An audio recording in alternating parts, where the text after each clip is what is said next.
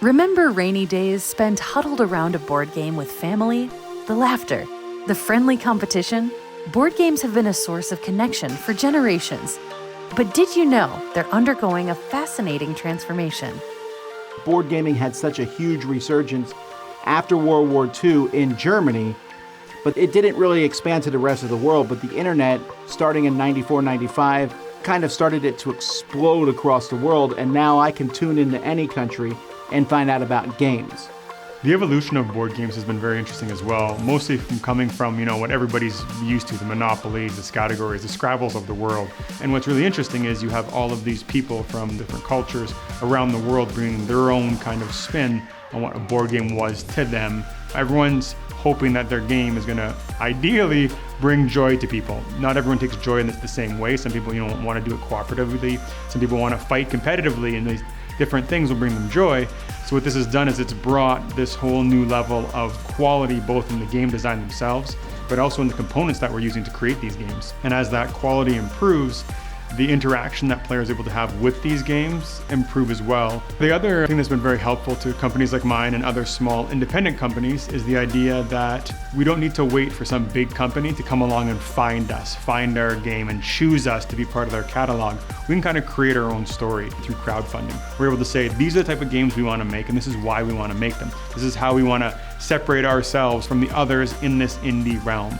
And luckily enough, as the enjoyment of board games has grown and gone across generations, now we're also having crossovers where these same big box stores, which would normally only carry what we call mass market games, are carrying games that have such a massive following on the hobby side that it's now bleeding over.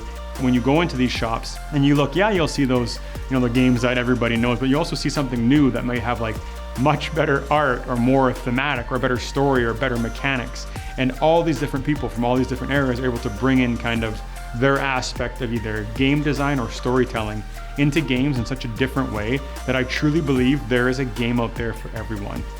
Unlike their predecessors, modern board games cater to a wide range of interest and skill levels. From captivating storylines to brain-teasing puzzles, there's a game out there waiting to spark your imagination. It's funny because when people think about board games, they tend to really just think about it from a dice and cards standpoint, and it's so much more than that. Board games impact the academic world by engaging students on a social level, face-to-face. There's a lot of problem solving and strategy, but predominantly collaboration, which I think is lacking a lot in our modern society. Collaborating when you're playing board games is essential. You are given a situation, and how do you resolve it? What kind of tools do you have at your disposal for your group? And being able to communicate and discover what everybody's strengths are within that group and how you can conquer a specific situation. I discovered that board games are a really great way to introduce soft skills to your students just by playing them. Started off as rewards with my students, and then I realized, hey, we can actually apply this in other ways.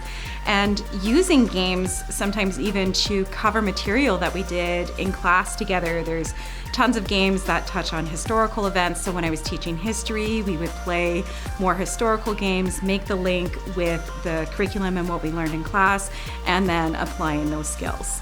Having board games in the classroom is a great way to get students engaged in learning without feeling like they're learning.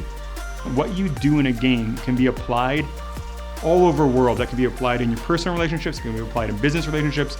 It's problem solving, it's thinking on your feet, it's thinking creatively, it's thinking inside a box, it's thinking about how to play within a set rules, or maybe how to bend those rules, how to break those rules and do something different. Games play such an important part that people don't realize all the positive stuff it can do. And there are studies about it. There's studies how playing board games can help offset memory issues because you're actively using these different parts of your brain or firing off, trying to kind of play, digest, evolve, understand the games.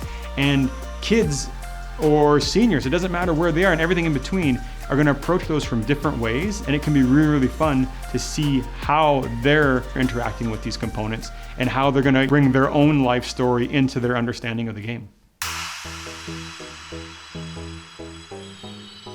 Companies like Inside Up Games are at the heart of this exciting resurgence. Their mission? To make board games accessible, engaging, and downright fun. When I started Inside Up Games, it was just me. I was actually running a construction company at the time, but the whole reason was to distract myself from that business. So I created board games for fun as a thought exercise so that I wasn't concerned with the stresses of a whole nother job.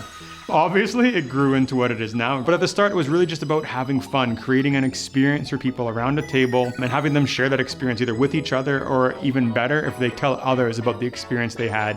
I don't think I've ever worked harder in my life, but I genuinely love what I do. Although this industry is quite small, reaching that broader audience is important, and nothing can reach an audience better than excitement. I discovered Inside Up when I was at a convention, and Connor came by and showed me his first mountain climbing game, Summit. Later on, I was walking through a convention, and Connor ran up to me and lifted me off the ground, and I'm not a small individual by any means, in a bear hug, and was just so thankful for that review. I'm a huge fan of his game, Earth. Earth was a pretty amazing game when it came out. The biggest thing about Earth that people loved was the simultaneous play. Most games, I take a turn, you take a turn, and then Bob takes 16 minutes to take his turn.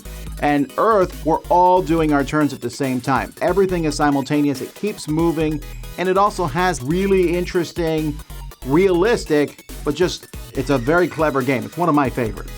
So Inside Up Games is a Canadian-based design and publishing company of board games where we're really trying to create exciting, fun games to bring family and friends together and as inclusively as possible. We think everyone deserves a seat at the table, and we just want everybody having fun. Ready to rediscover the joy of board games? Visit InsideUpGames.com and find the perfect game to spark your next adventure.